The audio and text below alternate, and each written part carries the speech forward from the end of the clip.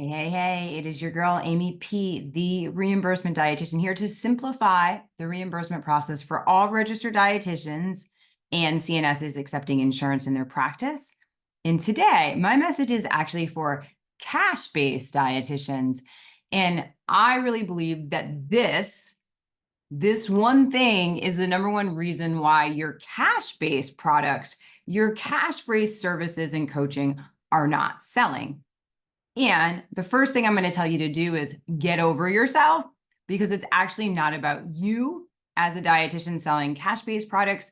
It's about your clients, right? And the number one reason I think your cash-based services are not selling like they should be is not because they're not awesome. It's because your patients want to use their insurance.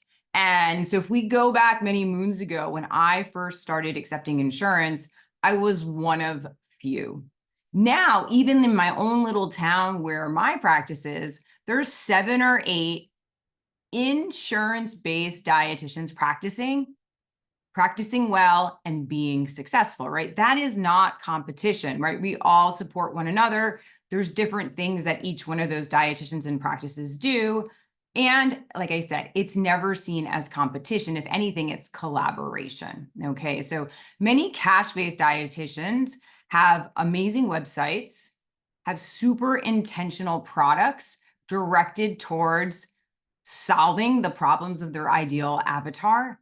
But like I said, this is the main piece, right? I want you to put yourself in your patient's shoes.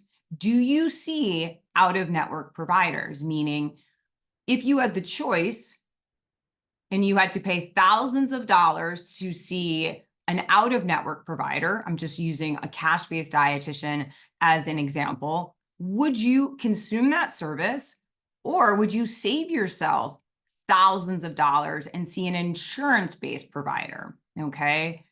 And I know your products and services are great, but they are only as good as the market is willing to pay, right? And because insurance is at an all-time high in terms of premiums, patients pay a lot of money towards these services. They want to consume them and use them within the context of which their policy determines it. So it's not because your marketing sucks. It's not because you have a weak ass website.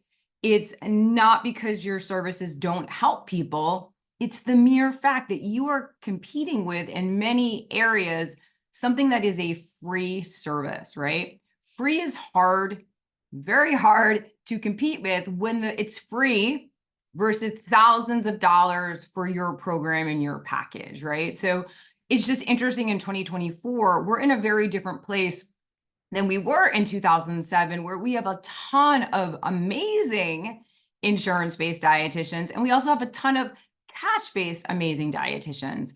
But it's kind of a no-brainer, especially in an economic downside, right, where people don't have disposable cash, where they are spending it towards, they're generally going to use their insurance premium. So this is just a little wake-up call to let you know to get over yourself, not in a bad way, in a place of love, because your products and services are great, but you are competing with something that is a covered service that somebody is already paying for. So I really believe that that is the number one reason why cash-based dietitians are struggling.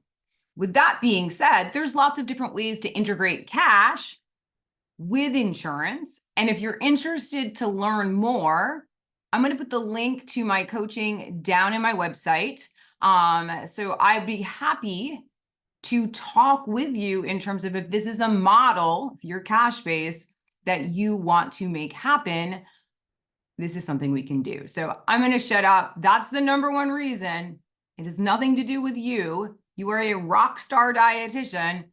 You just happen to be in a different space at a very different time, and you may want to reconsider.